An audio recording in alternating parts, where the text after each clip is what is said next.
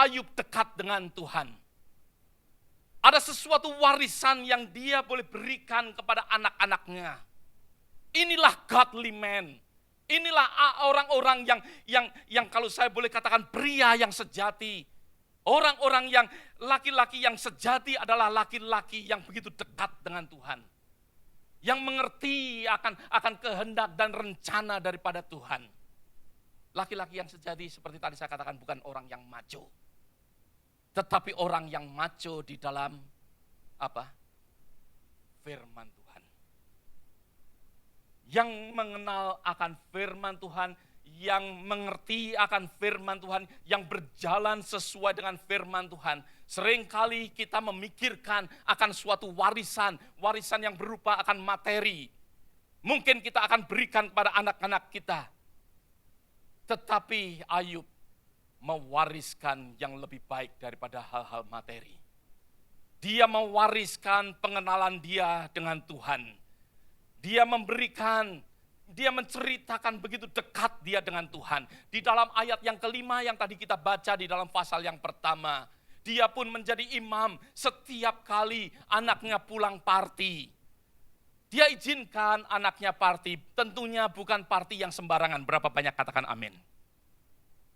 Ayub memang diberkatin Tuhan. Dia mengizinkan untuk anaknya bersukacita karena berapa banyak percaya bahwa sukacita itu dari Tuhan. Amin. Tetapi Ayub tidak membiarkan. Ayub tidak membiarkan sebagai orang yang begitu dekat dengan Allah. Begitu menghormat dia dengan Allah. Setiap kali anaknya pulang. Apa firman Tuhan katakan di dalam ayat yang kelima? Di situ dikatakan bahwa Ayub memanggil mereka. Setiap kali apabila hari-hari pesta telah berlalu, Ayub memanggil mereka dan menguduskan mereka. Bagaimana menguduskan mereka? Bagaimana menguduskan mereka? Seringkali kita berpikir menguduskan. Mungkin ada air suci, mungkin kita olesi anak-anak kita.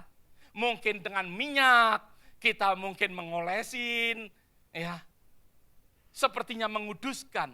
Menguduskan di sini sebenarnya yaitu Ayub memanggil anak-anak mereka, mempertanyakan kepada anak-anak mereka, apa yang kau perbuat tadi malam? Berapa banyak katakan amin? Disitulah menguduskan. Tetapi berapa banyak orang tua takut kepada anaknya? Anaknya pulang malam, oh jangan diberitahu kalau pulang malam. Jangan ditegur, sudah gede sih. Tetapi Ayub sebagai orang yang percaya, Ayub sebagai orang yang mengenal akan Tuhan, dia berani. Karena dia mau menguduskan akan anaknya. Sudahkah engkau berbuat dosa last night? Sepertinya Ayub mengatakan demikian. Disitulah Ayub menguduskan akan anak-anaknya.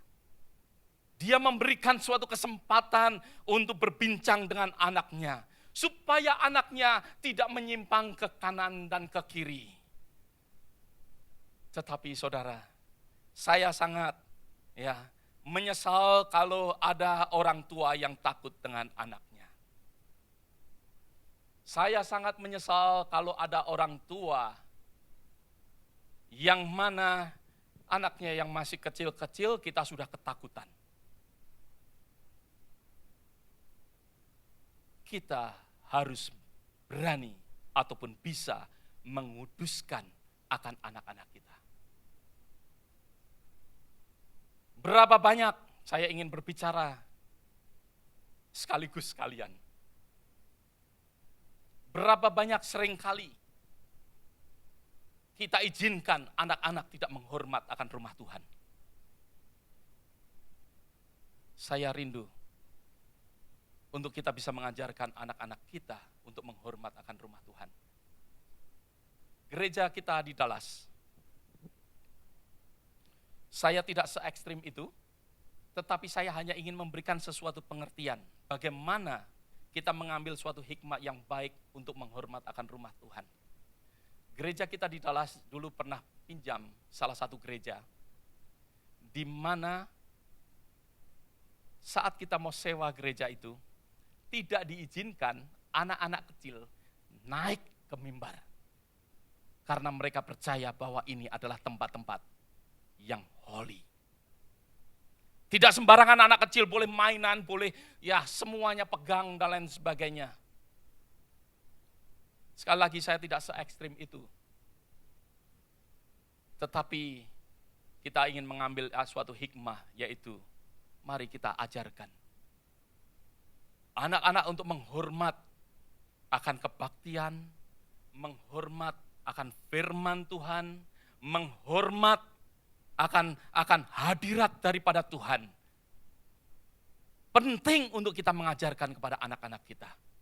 Disitulah kita menjadi apa yang dikatakan di dalam 1 Petrus pasal yang kedua ayat yang ke-9.